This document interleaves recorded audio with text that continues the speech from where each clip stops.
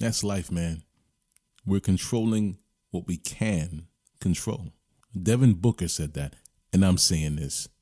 Welcome to High and Low.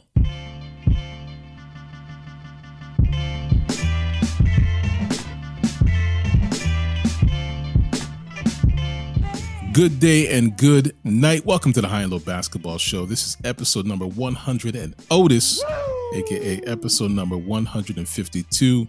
52 is a jersey number formerly worn by one of the NBA's greatest middlemen, Otis Thorpe, when he played for the Miami Heat back in 2000. Now, I've mentioned the forgotten stars in previous episodes, but I wouldn't consider Otis Thorpe to be a forgotten star because, I don't know, he was never seen as a star on the same level as the names I've referenced before. Otis Thorpe was a very good basketball player. I just want to say that. Good enough to make a difference, but not good enough to be a legend. He was in the middle, which is, I don't know, it's not a bad place to be, in my opinion. Thorpe was definitely a force to be reckoned with on the inside, standing at 6'9", 225 pounds. He entered the league in 1984 as a rookie with the Kansas City Kings, where he played for 5 seasons.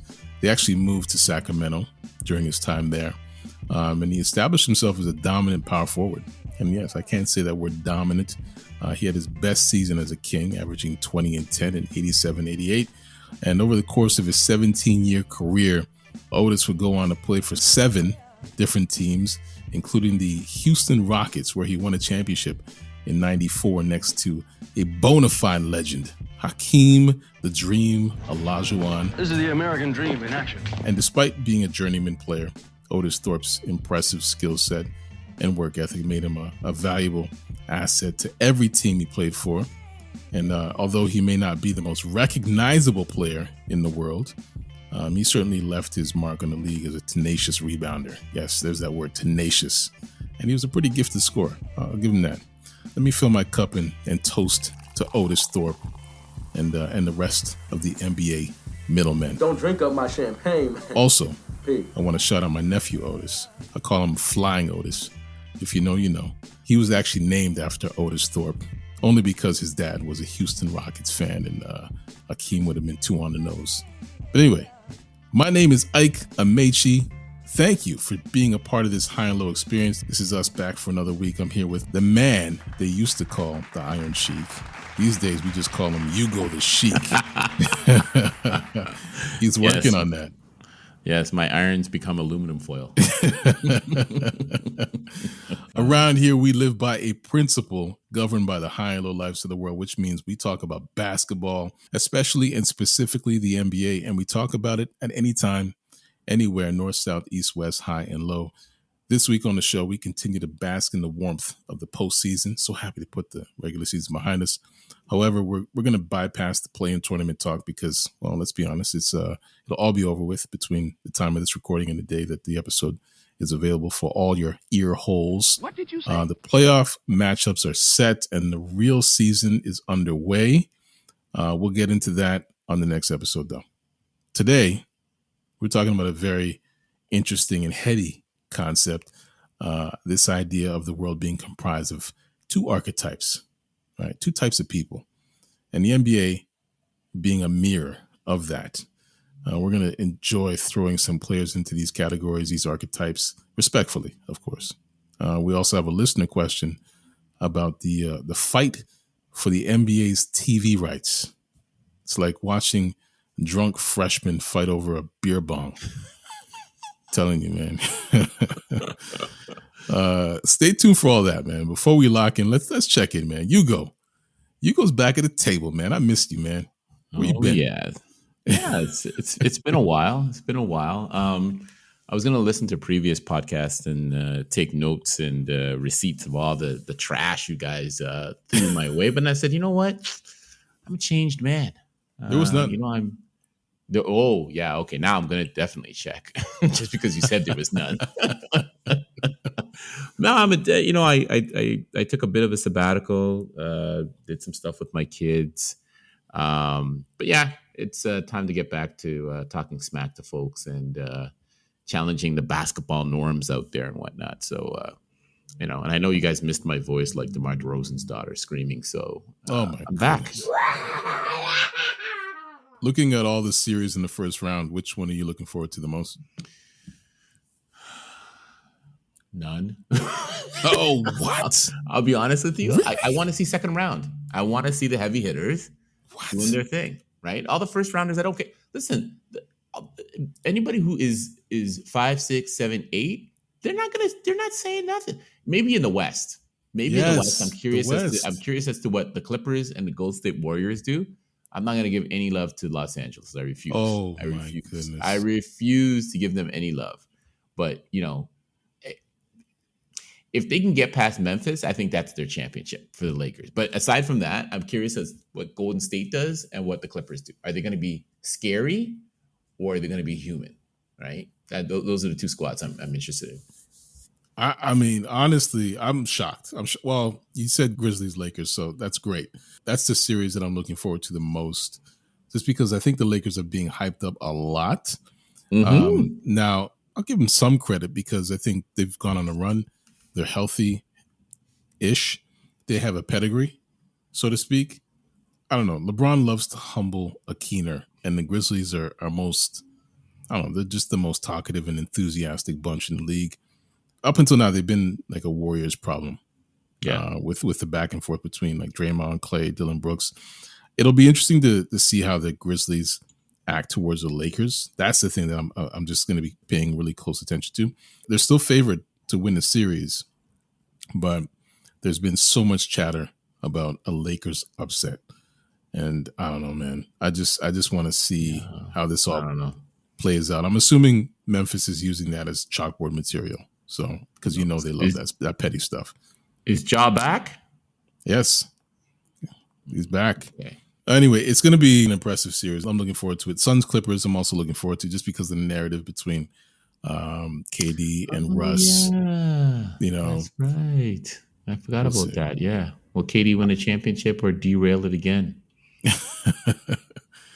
Hey, Ugo, I appreciate your time this week. Thank you for joining me. Listeners, thank you for joining us for another installment of the program. Another week, another episode, more NBA, some more high and low. This week in NBA history, Buck crossed the line. He did.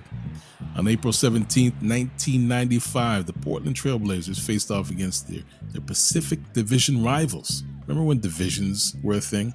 Those rivals were the Seattle Supersonics. Now, led by Kyrie's godfather, Rod Strickland, and his 21 points, the Blazers would win this one 97-93.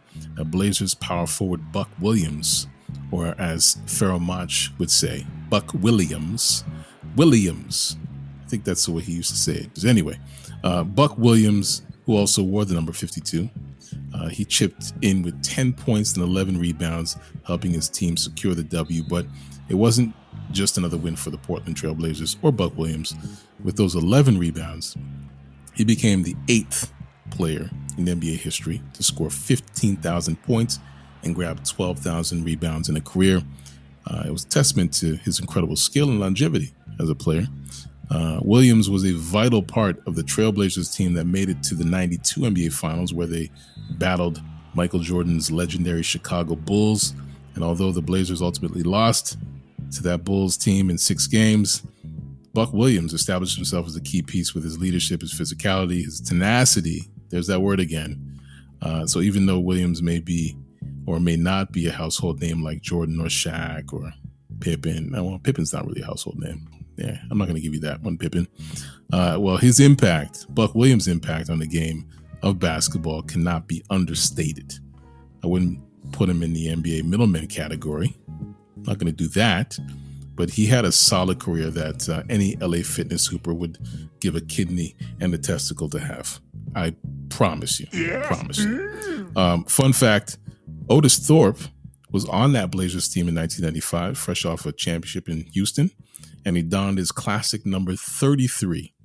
So yeah, Otis Thorpe, number 33 for the Blazers. Anyway, that's a little something for the NBA history nerds. Things are certainly happening in the NBA today, so let's talk about it. Let's talk about something important. We have a question from OG listener Cam in Henderson, Nevada. His question is this. I know Ike is into the business side of the game, so what do you think of the corporate competition for the NBA's TV rights? And who do you think will get the rights? So, first of all, great question, Cam. Thank you for thinking of me, because you're right. I appreciate this side of the NBA, the business side. So, Ugo, if you don't mind, I'm just going to call ISO for this one. Oh, that's okay. That's okay. What's the ISO play called, though? Here, we'll call it money. It's a money play. Okay. Oh, okay. Money. All right. Okay. Let's go. Call the money. Money. Because I love this stuff, man. I love this stuff. Now, so the media companies, they're strategizing and they're scrambling. They want to secure their piece of the pie with the NBA's current deal with ESPN and TNT set to expire in 2024, 2025. So first up, we have the usual suspects. You got ESPN. They're owned by Disney, and TNT, which is owned by Warner Discovery. Now, ESPN, they've been broadcasting NBA games since 2002. It's a long time. Man, time flies. They're currently the league's biggest media partner with exclusive rights to air. They air their games on, I think, on Wednesday nights and Friday nights. But don't quote me on that. Meanwhile, TNT, they've been a staple of NBA coverage since 1989. And they broadcast games on Thursday nights. That I know for sure, as well as playoff games. And they also have the most popular pre- and post-game show, which is Inside the NBA. Charles, Shaq, Kenny, we all know them. But they're not the only ones in the mix. You got NBC Universal. They're another player to consider. NBC is a subsidiary of Comcast. I mean, Comcast is one of the largest media companies in the world. They already have a strong relationship with the NBA. They broadcasted games from 1955 to 1962, and then again from 1990 to 2002. So millennials will remember that theme song by John Tesh. You can hear it in your head right now, right? And then, of course, you can hear Marv Albert calling the games. Classic. According to reports on CNBC, NBC is officially preparing to bid and bring the NBA back to the network. If they were to secure the NBA's TV rights, I mean, that's a huge win for the company. And it'll probably be a major piece of sports programming to add to the portfolio at a time when basically these media companies are desperate to have live sports, which is pretty much the only thing keeping people from cutting the cord at this point. I only have cable because of the NBA. My kids have outgrown it, and I get my news online. So there you go. NBC would most likely broadcast games on their streaming service Peacock, which I think is what WWE does. I think WWE broadcasts a lot of the events that used to be pay-per-view directly on Peacock at this point. So I think NBC would do that with the NBA. Meanwhile, you got Warner Brothers Discovery, which I talked about earlier. That's TNT's parent company. They're technically a new player in the game. They were formed in the merger of Warner Media and Discovery back in April of 2022. Again, they currently own TNT, which is one of the NBA's main broadcasters.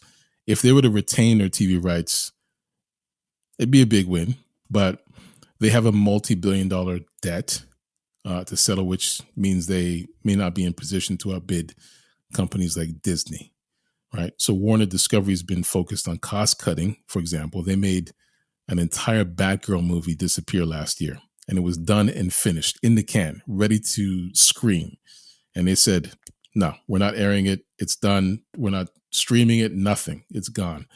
And they did it as a tax write-off. So Warner Discovery, they're in cost-cutting mode.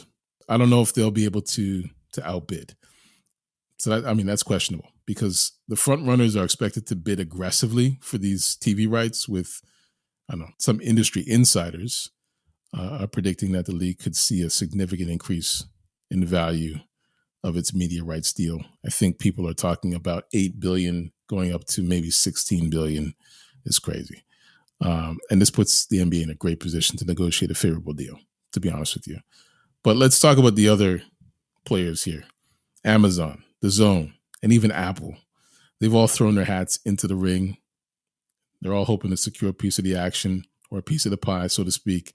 Amazon, for example, they already made some moves in the sports broadcasting world with its exclusive rights to Thursday Night Football with the NFL. They could be looking to add NBA games to their portfolio as well, possibly. And then there's Apple.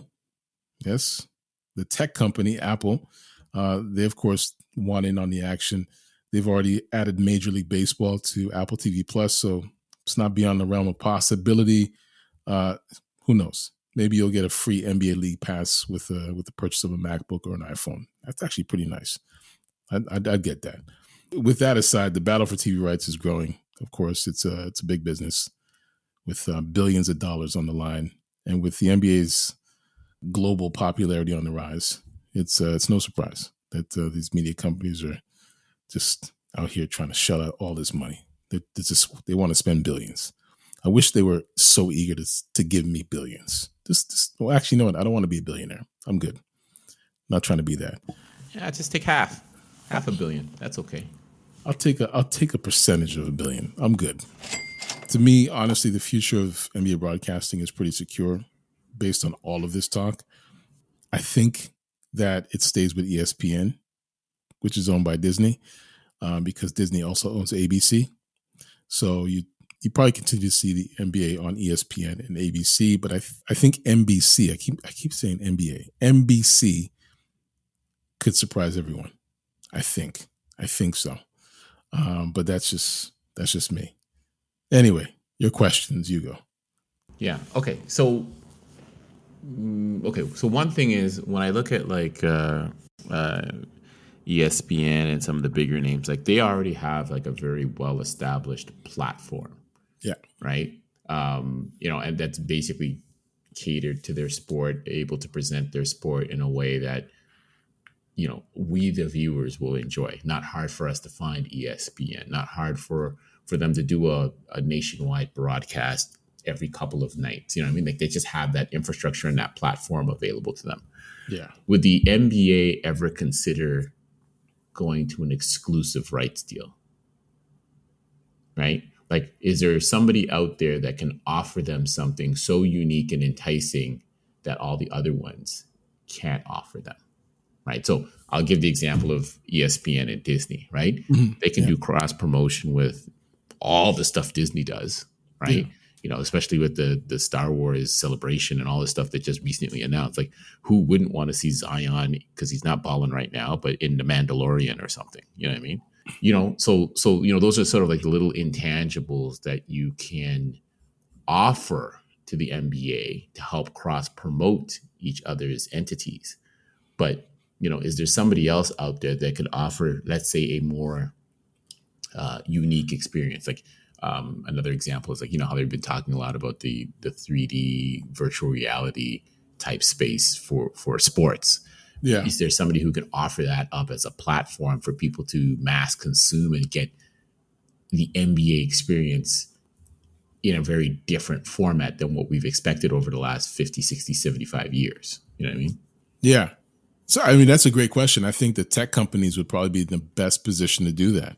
Like if you think about Apple or Amazon, perhaps they would probably have the intelligence. I don't want to say that the other companies are not intelligent, not in that respect, but they would have the personnel, they would have the assets to be able to make that happen a lot faster than, say, a traditional organization like Comcast, which is all broadcast. I think Disney's in a better position to do so. But yeah, I think Amazon or Apple TV Plus, I mean, that's a great platform for baseball right now. And then the other question I have is, does this deal go into basketball related revenue, and is it split with the players? Like, are they even involved in these TV rights, or is it strictly the governors? This is part of the overall NBA revenue, right? And so that revenue would, of course, be shared amongst the teams. So that's governors, not players. Okay. Players are so players don't get a cut, but players do get a cut in the sense that it would affect the salary cap. Okay. Right. So the last TV deal drastically affected a lot of the contracts. Like we had a 2 to 3 year period where we had some really inflated contracts just because the franchises were richer and they're willing to pay more. So that could happen again. But hey, man, great question, Cam. Great question. Because, when we get to talk about the money and the game, then I'm up for it, of course. So appreciate you, Cam. Hey, quick reminder to High and Low Lives. If you want to leave a question for us to answer on the show, just drop a DM on TikTok at More High and Low. You can drop a DM on Instagram at Get High and Low. Links are in the show notes. So it's time for us to take a quick break. When we come back, it's time to Ready Player One. Yes. We'll be right back with More High and Low.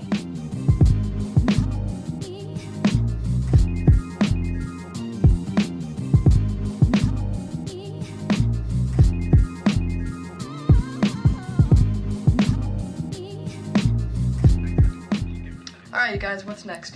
Welcome back to the program. I'm here with my man, the man, formerly known as the Iron Sheik, Ugo the Sheik.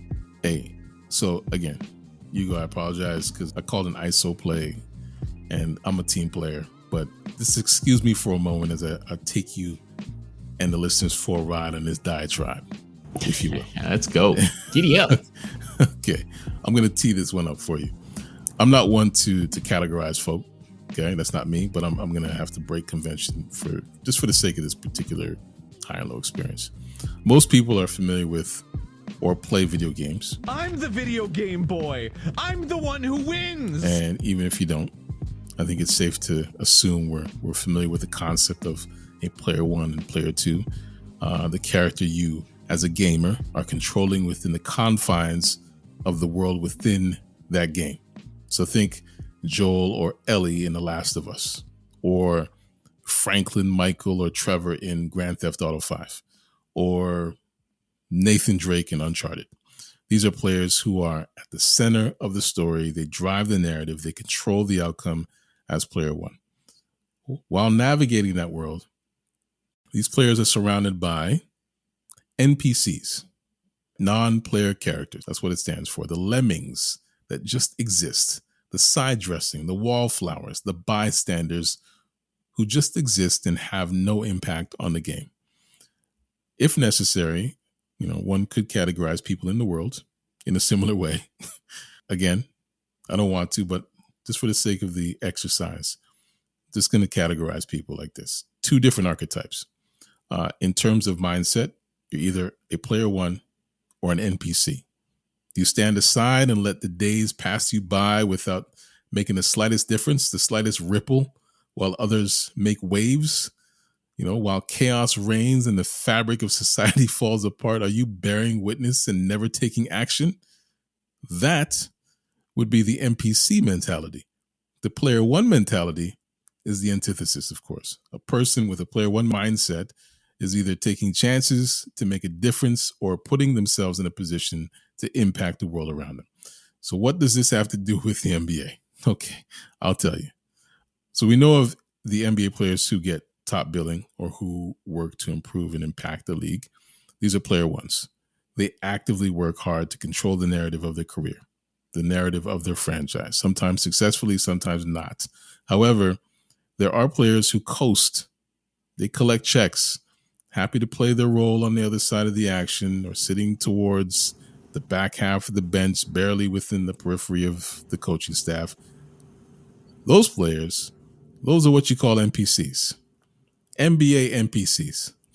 With these archetypes in mind, we're going to put some NBA players in these categories respectfully, of course. Again, we're done with the regular season, so this excludes non-playoff teams. So let's start with the Eastern Conference. Let's look at an Eastern Conference team and just pick one player from that roster that you would consider to be an NPC. What do you think, Ugo? Okay, so no, this is good. I got two, and then I have okay, these are all on the same team, so follow with me, right? Yeah. So I'm gonna go with Goran Dragic, Trash Dragon, on Milwaukee, right? Like he's there. Okay. He's just chilling. I'm not quite sure what he does, but people will recognize him. Like, oh, I know that guy. Yeah, he played.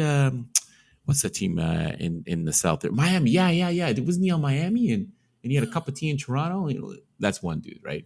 Barely a cup of tea. Now, I think the more famous NPC would be Thanius Antetokounmpo. Oh my goodness. Okay, he would be the polar opposite of Giannis. Okay, I have something about that afterwards, but I'll let you cook. Go ahead. And then I'm gonna throw in my own little special curveball into this. So I was a really big fan of Mortal Kombat video games, and depending if you did some really brutal moves in it, you would get this dude that would pop out the side and go toasty. So those of you who remember it, it's all time classic. And for me, my toasty would be Jay Crowder. Wow. Because he's there, you see him, you know what he could do, but Yeah. he's not really doing anything right now. Yeah. Great picks. Thanasis, though, I don't know, man. I would argue that Thanasis is the equivalent, and this is very timely because Super Mario Brothers just came out in theaters, right? You have Giannis, who I would equate to Mario. And I feel like Thanasis would be your Luigi. Does he do enough to be Luigi, though? Well, that's the thing. Who wants to be Luigi? People don't want to be Luigi. No one ever really plays with Luigi. He's just there. He's your option, but no one really takes that option. So he's might as well not be there at all. But he's there. Yeah, that's true. That's true. I thought, I was gonna maybe compare him to Lakitu in the Super Mario. The little floating cloud that used to throw like those little spike balls at you or spike turtles at you. Yeah, I was gonna compare him to that too. But no, he's basically a non-playable character. He might be one of those ones. See, now you got me going down the video game rabbit hole. Anyway, some of those fighting games when you get too close to the side and some non-playable character will slap you upside your head, kind of thing. Like you can't hit them back, but they can hit you. Oh, he is totally that because players always, if they want to hit the Nasus, they look at Giannis first, and then it's like, okay, you know what, it's cool. Exactly. You got it. Yeah, that's my choice. It was. I had to think. I was tempted to throw shade at Philadelphia, but I was like, nah, I'll go in a different direction. Nice. Okay, so I don't know. The low-hanging fruit here would be a player who gets like no minutes, statistically non-existent. Your typical sideline cheerleader on a 10-day or a cheap contract. But I'm not going to do that. I'm looking at players who could have done more, and now they just do enough, if anything, at all. And respectfully, of course, I'm going to choose the Sixers. And I'm looking at Montrezl Harrell. Montrezl. He's on that team? Exactly. Montrezl is an NPC. Wow. NPC. Non-playable character. Statistically, Trez hasn't been this insignificant since his rookie year. Just looking at this past season. His stats are down in almost every single category, and I mean significantly down. He hasn't made a difference in Philly at all. I think the one moment this season when he looked like a level boss is when he tried to bully Giannis. Speaking of Giannis, remember when he tried to bully him off the free throw line after a game when Giannis was just trying to take some free throws? Just trying to practice free throws? Yes. Yeah, that's the only time that I was like, what? Trez plays for Philly? You play for the Sixers? Okay. And he tried, man. Keyword tried. He didn't, but he tried. I thought he was still in Washington. Yeah. It's respectfully, it's embarrassing. At his peak, Trez was he was shining in LA as a Clipper. He averaged 18 and 7.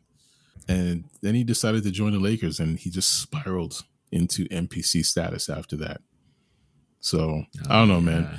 Honestly, I came pretty close to picking PJ Tucker, but I feel like he won a chip and I feel like that gives him a little clemency. But yeah. All right, you guys, what's next? You have a player one for your team? Well, I mean, obviously Giannis is player one. Okay.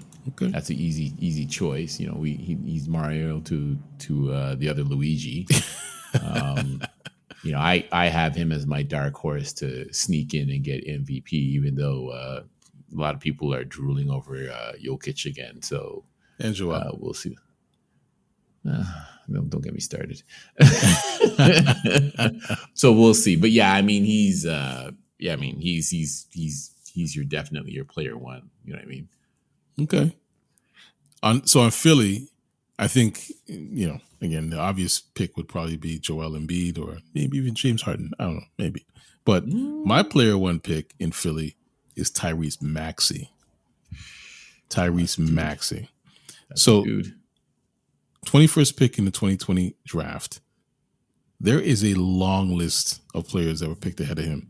And I would say maybe 3 of them are, let me see, LaMelo Ball, Anthony Edwards, Tyrese Halliburton.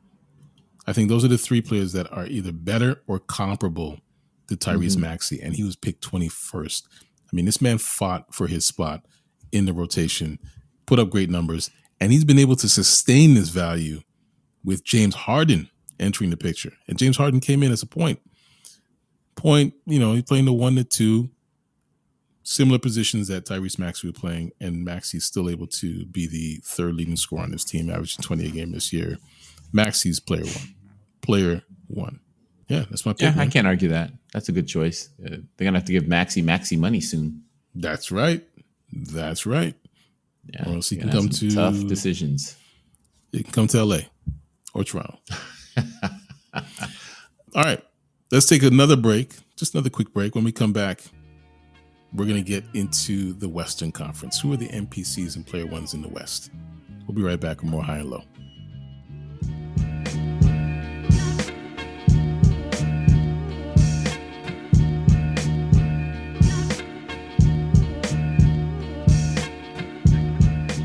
All right, you guys, what's next? And we are back. Hey, before we dim the house lights and break down the exit door, we're going to pick our Western Conference playoff team. And then we're going to do the same thing that we did with the East roster, player, NPC, player one. But before we do all that, we just had a wild conversation during the break, Ugo and myself, in which Ugo made a very, very bold prediction. Hot take, like sizzling. Do you want to share that? Well, I don't think it's sizzling. I think it's very insightful, if you ask me. I mean, Okay. I'm not only a good-looking guy, but I am quite a basketball mind. Interesting. No, we were just continuing the conversation about ultimate NPCs out there, And we talked about Cleveland. We're talking about Cleveland, and we got to the topic of Robin Lopez, and then I made the very accurate and very informed statement that I can see his brother, Brooke Lopez, either making the Hall of Fame. I'll go out there. Making the Hall of Fame. Yeah, you have to say that. That's what you I'll said. say making the Hall of Fame. Making the Hall of Fame. I think realistically, he'll most likely get some strong consideration for it. But I think he can make the Hall of Fame based upon his work in Brooklyn, right? Especially with one of his players marrying a Kardashian, and his ability to transform himself in his game and succeed and be an integral piece of the one championship that Milwaukee has. So that's my hot take. Let's wait about 10, 15 years to see if it happens. Wow. Yeah. Wow. Well, you did say he maybe not a first ballot. Yeah, not first ballot. No. There's no way he's first ballot. No way. So you may have to wait longer than maybe 10, 15 years. So you'd have to wait.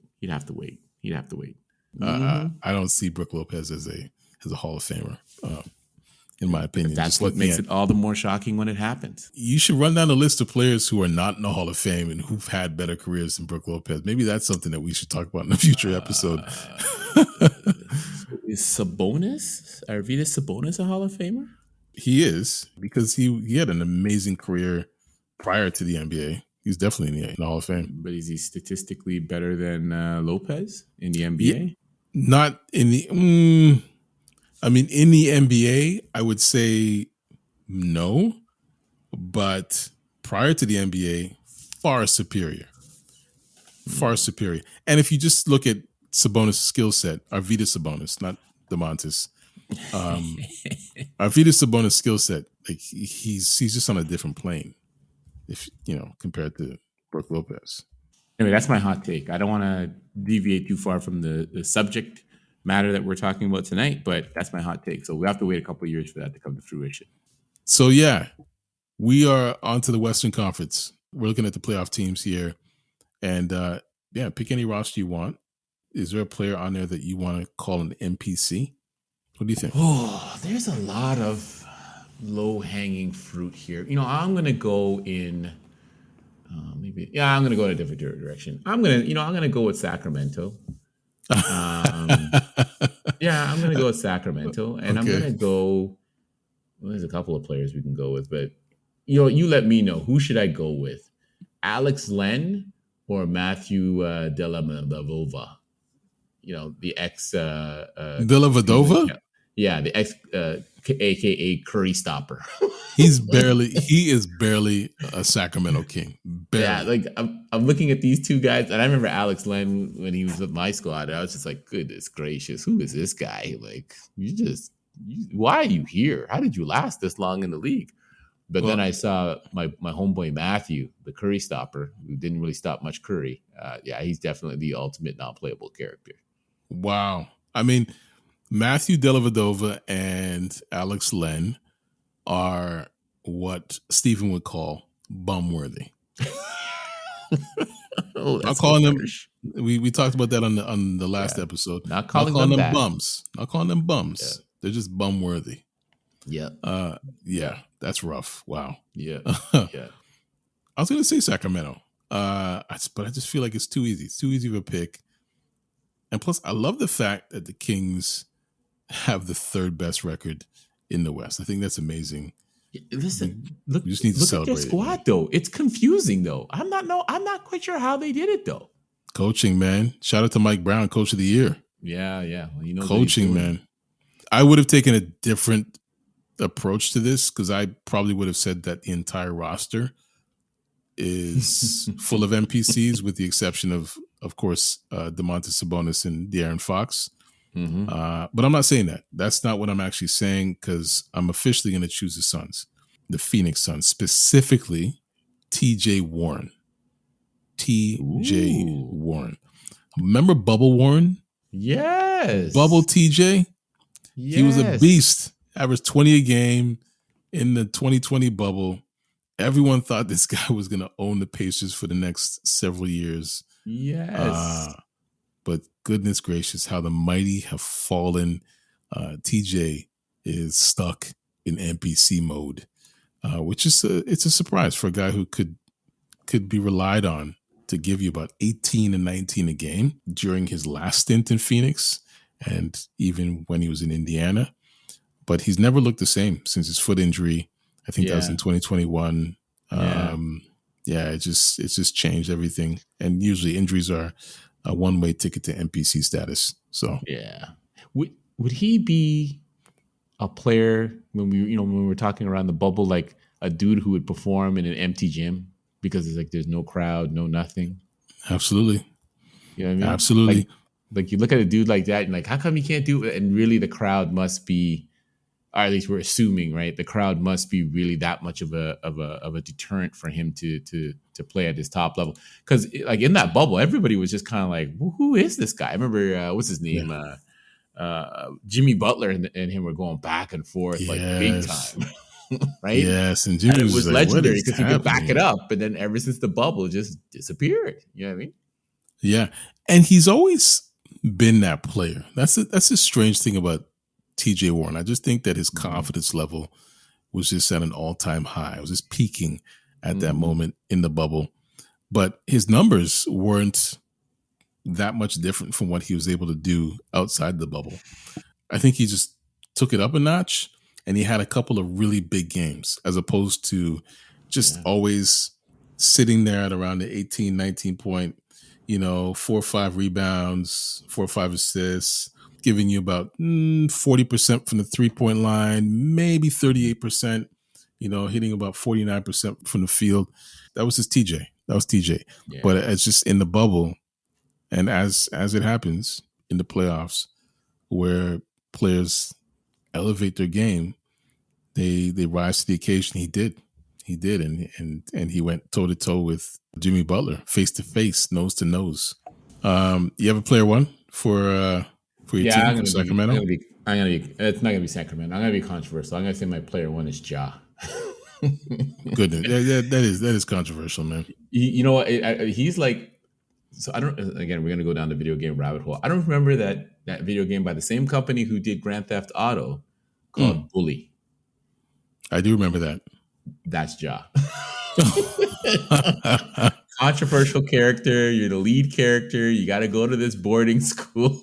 Do all these things. Break all these rules, and that's basically how you. As long as you graduate at the end, that's how you win. Hey, anyone who's listening, please look up Bully. Google it, or just go on YouTube and just search up Bully, the video game by Rockstar Games. Oh, incredible! Man. Incredible. Oh yeah. Listen, those guys can tell some stories. That's all I'm gonna say. Okay, so Ja, that's your player one. My player one. I'm gonna stay with the Suns, and I think the easy choice here would be Kevin Durant, KD, but I'm going with Booker. Devin Booker. That's my guy. Anyone who knows me knows that I love how Devin Booker plays the game. I love the approach he takes. I love his mentality. He's willing to get in your face and he can back it up. That's the thing. And he can get petty. And you know me, I love pettiness when it comes to basketball. That's why MJ is my GOAT. Anyway, the reason why I'm picking Book as my player one, aside from the fact that he is just that talented and he's grabbed his career by the throat. He's just controlling the whole narrative. It's his Converse commercial, man. If you've seen his Converse commercials, it's brand new. Just came out. It's OD. It's over the top. It's like the marketing team over at Converse basically said, hey, we like what you've done on your own with like the classic cars, on your Instagram, the freshly pressed chinos. And when I say chinos, I'm talking about pants, bro. Please. So don't come at me where it's like, hey, what kind of term is that? Chinos. I'm talking about pants. And it's like they just basically took all of that and just said, hey, we're going to turn that into a commercial spot. And that's what they did. It's amazing. And the fact that Devin Booker is the face of Converse is just incredible. Converse used to be the number one shoe. They had the shoe market by the balls. And now they're trying to make a comeback with Book as their face. So, hey, Book is that number one guy. He's that player one. Book is him. Anyway, that's it for NPCs and player ones, man. At least for now. We can come back to this. I just took a quick look at that commercial. Not bad, but what's her name? This girl's not in that commercial. Like, what's up with that? I don't think he's dating her anymore. Oh, he got rid of the curse. Yeah. This is another Instagram model.